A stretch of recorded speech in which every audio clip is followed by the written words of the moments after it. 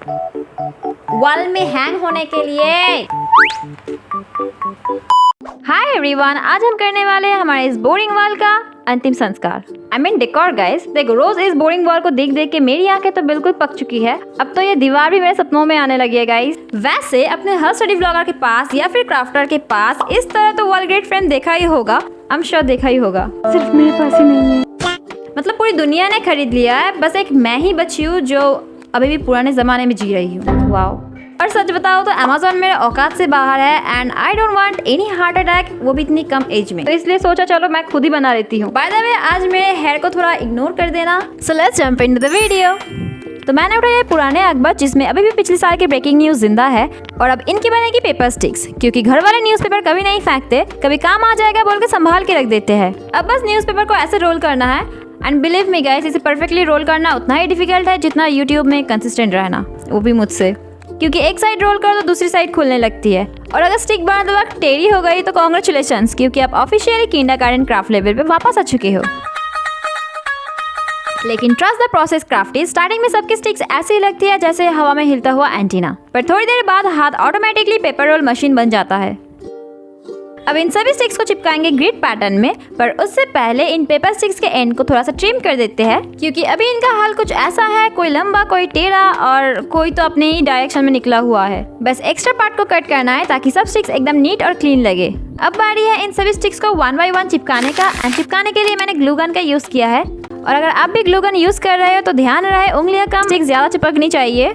Glue gun का इस्तेमाल ध्यान से करें, क्योंकि ये गन दुश्मनों से ज्यादा आपकी उंगलियों को निशाना बनाती है। इसका मतलब क्राफ्ट कम और फिंगरप्रिंट कलेक्शन ज्यादा।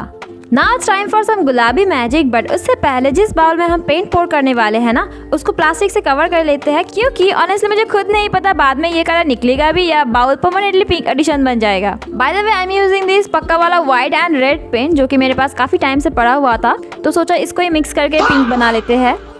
अब देखो, हाथ तो गंदे होंगे पर एस्थेटिक के लिए इतना तो बनता ही है। तो एज यूजुअल यहाँ भी मैंने थोड़ी सी नहीं, फुल ऑन गड़बड़ कर दी। मैंने इतना ज्यादा रेड पेंट डाल दिया कि मिक्स करने के बाद भी कलर बोल रहा था मैं पिंक नहीं रेड ही रहूंगा। फिर से बहुत सारा व्हाइट पेंट डाल के मिक्स करने के बाद सोचा चलो टेस्ट करके देखते हैं। पर जैसे ही हमने ग्रिड पे पेंट करना स्टार्ट किया, तब हमें पता चला हमें बाकी दिमाग थोड़ी कम है, क्योंकि हमने इतनी देर से ग्रिड का उल्टा साइड पेंट कर रहे थे। लाइक सीरियसली, कभी कभी तो मुझे लगता है मेरा दिमाग वीडियो के टाइम पे डीएक्टिवेट हो जाता है और एडिटिंग के टाइम पे ही एक्टिवेट होता है। And the worst part is, अब हमें पूरे ग्रिड पे फिर से पेंट करना होगा। बट एनीवेज, अब हम कर भी क्या सकते हैं। और हाँ, स्पेशल थैंक्स टू माई दी, जिन्होंने मेरी इतनी हेल्प कर दी, अदरवाइज मैं तो रोने लग जाती। एंड हमारी हिम्मत तो देखो, हमने फिर से और एक बार व्हाइट पेंट के साथ इस डेंजरस मिक्सचर को ऐड किया, और फाइनली ये क्यूट सा पेस्टल कलर निकल कर आया जैसे हमें चाहिए था। एंड हम दोनों फिर से भगवान का नाम लेके शुरू हो जाते हैं इसे पेंट करने में।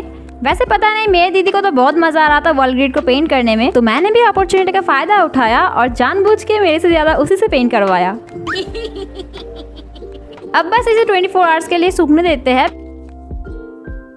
सो हमारा प्यारा सा वॉल ग्रिड फ्रेम तो रेडी हो गया है वॉल में हैंग होने के लिए। बट इसके साथ जो वुडन क्लिप्स आता है वो तो हमारे पास है ही नहीं। लेकिन चिंता न करो, क्योंकि अब हम बनाएंगे वुडन क्लिप्स, वो भी एक दो नहीं, पूरे फैक्ट्री। सो इसके लिए हमें चाहिए बहुत सारे आइसक्रीम स्टिक्स और छोटे छोटे बहुत सारे रबर बैंड्स, जो मुझे पता नहीं क्यों मिल ही नहीं रहे थे। फिलहाल बड़ी मुश्किल से मैंने तो ढूंढ निकाले हैं। लगता है मेरा घर का रबर बैंड शायद वेकेशन मनाने गए हैं। वैसे और एक बात, जितना छोटा रबर बैंड होगा उतना ही एस्थेटिक लगेगा, तो कोई ना, हम इसी से ही काम चलाएंगे।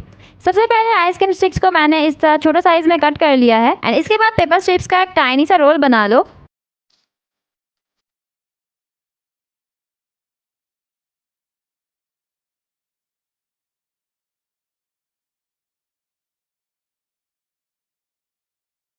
अब एक आइसक्रीम स्टिक के ऊपर पेपर रोल को रखो, फिर दूसरी स्टिक को पेपर रोल के ऊपर चिपका दो और सामने की तरफ रबर बैंड लगा दो, एंड tada! देखा कितना सिंपल और इजी है इसे बनाना। अब ऐसे ही हमें बहुत सारे बनाने हैं।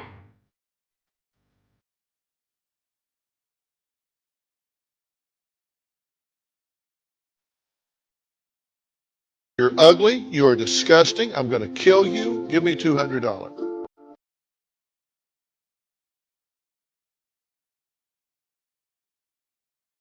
एंड क्लिप्स को और भी प्यारा बनाने के लिए मैंने लास्ट में फोम शीट से बनाए हुए हार्ट्स को अटैच कर दिया है क्लिप्स के ऊपर। फाइनली हमारे हैंडमेड क्लिप्स भी रेडी हो गया है।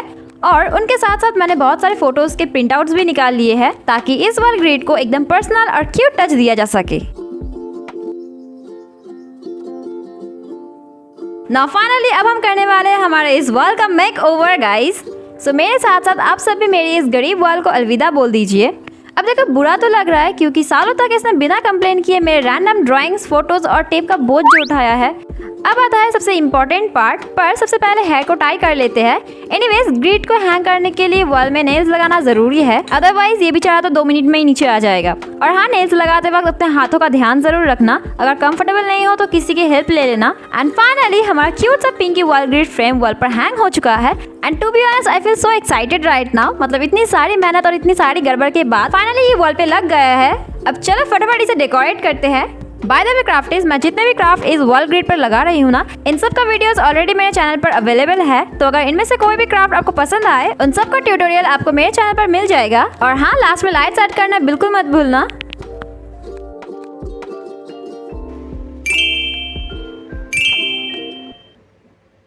सो पहले हमारी वॉल कुछ ऐसी दिखती थी और अब I hope you guys like this video. If you did, don't forget to like, share, subscribe to my channel. Also, if you have any question or queries about this video related, then feel free to let me know in the comments down below. And yes, ज़्यादा excitement के चक्कर में मैं outro shoot करना ही भूल गई। So see you in the next video. Thanks for watching.